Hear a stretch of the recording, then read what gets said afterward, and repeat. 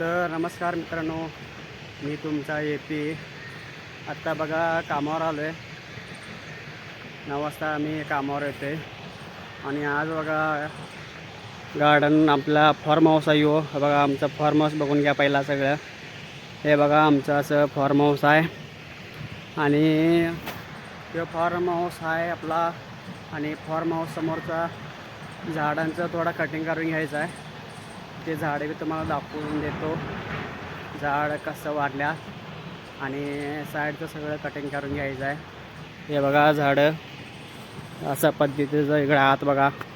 आत असं form house आहे, एकदम मस्तपैकी फार्म हाऊस आहे आणि तुम्हाला झाडं दाखवतो, कटिंग करून घ्यायचं आहे. हा बघा हे झाड आहे, असं याला फुटवा फुटला आहे. त्याच्या सगळे बघा झाडं असं फुटवा फुटला दिसायला लागला आहे तुम्हाला. हे सगळं गणे कटिंग करून घ्यायचं आहे. उन्हात नको वाढते तरी बी काय, आता आपण कामाला आलो आहे म्हटल्यावर सगळं करायलाच पाहिजे. चला तर कटिंगला चालू करूया. दाखवतो तुम्हाला कटिंग कसं करायचं, काय कसं झालं सगळं.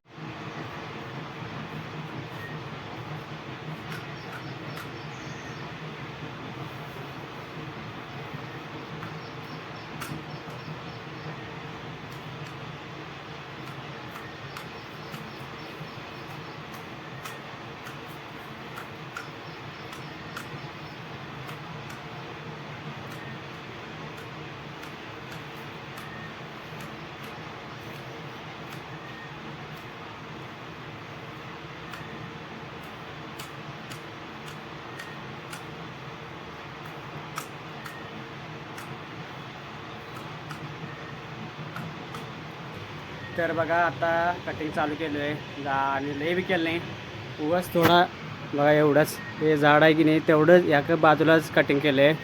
तर बघू शकताय कसलं घाम फुटलं आहे तोंडाला, भरपूर ऊन लागायला लागले.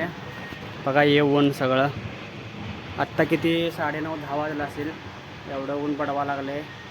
आता दिवसभर कटिंग करायचं म्हणजे उन्हाळा काय करणे, तेवढंच बसायचं उठायचं बसायचं उठायचं असं केलं तर जरा होणार. तर भरपूर ऊन आहे, तर तसंच आवरून घ्यायला पाहिजे मला. तर चला आवरून घेतो सगळं. आता बघा कटिंग चालू करून 15-20 मिनिट झाले. तर चेहऱ्यावर बघू शकताय कसला घाम फुटला आहे बघा. एवढं उगं जरा एका साईडचंच कटिंग केलं आहे, तर भरपूर घाम सुटायला लागला आहे. उन्हात टेम्परेचर भरपूर आहे त्यामुळं.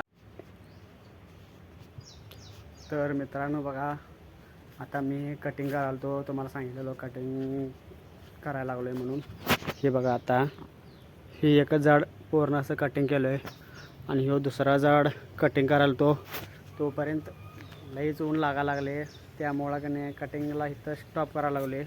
अजून बघा हे एवढे झाडं आहेत, अजून इथं स्टॉप करूया कारण की ऊन भरपूर लागायला लागले.